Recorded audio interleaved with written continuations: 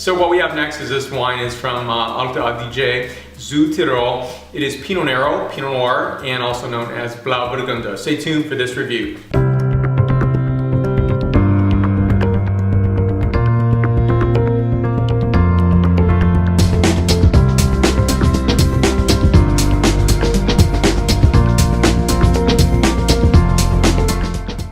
So here I am in Milano, fantastic visit, really wonderful city. A lot of people don't give credit to Milano because it seemed to be too industrial, too business, but I actually really like it. I think the food is outstanding.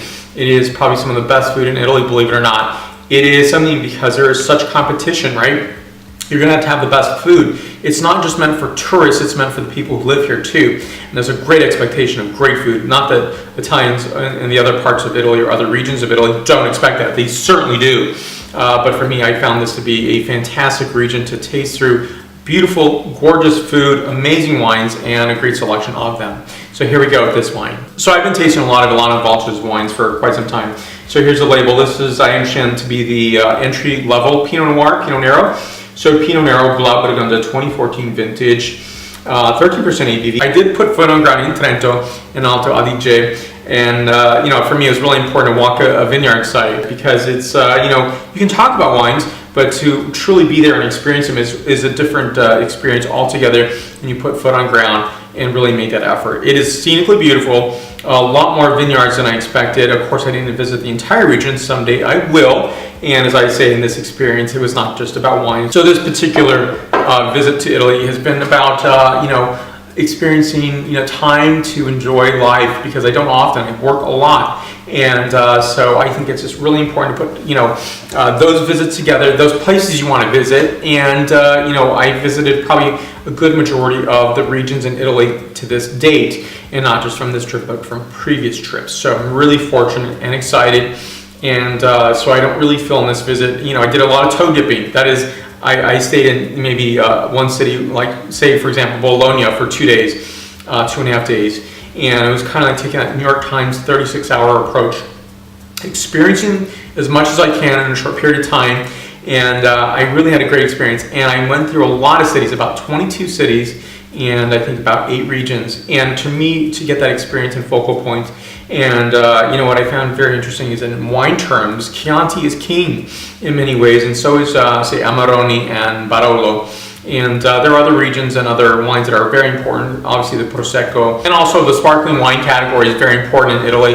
And I think a lot of regions, say southern Italy, is up and coming in many ways. Sicilia or Sicily is really experiencing that growth pattern, and has for about, I'd say, a generation to a generation and a half ago it started.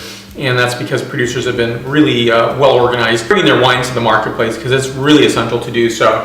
So for me, I think I want to do this outside, but it's beautiful surrounding, beautiful place here in Milano, and a lot of train stations. I don't want to stay near because they're not nice areas. Milano is very different. Fantastic hotels and really nice accommodations. This is an Airbnb, and I decided to do that instead because I think I get a lot more for my money. And beautiful place like this, and I get to meet people and stay where generally people live. And so I have a patio, and I started filming outside, and it was so bright you couldn't really see me or the image of the wine itself. So I'm really excited about this. I'm blogging about my visit on my blog site. I'll put more information down below.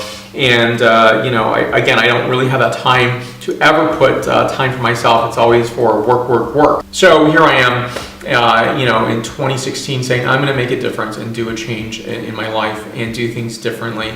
And it was that courage in many ways, because travel can be scary.